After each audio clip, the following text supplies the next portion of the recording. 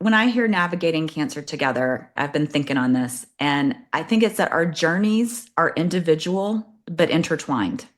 Everyone is having a different experience. For example, when my husband's first wife was going through cancer, she was the patient, she was the one physically struggling, but he was in the situation as the husband and the provider and trying to still go to work. And so he had a different experience. Her mother and father came to live with them and were caregiving for her and the child who was very, very young. And the child, again, has a different experience, but the cancer it touches everyone in the family. It touches them differently, but it's part of their experience. And so it's individual, but it's intertwined because they're living together in that home. And so you've got that of the people in the home, but also in the community, as you see it. And you see it sometimes. My daughter had a friend in middle school who had an osteosarcoma, and she did eventually pass away from the disease, but there was a ton of community support. And so you saw the entire, schools, churches, there were events, fundraisers rallying around this precious child. It touches so many people.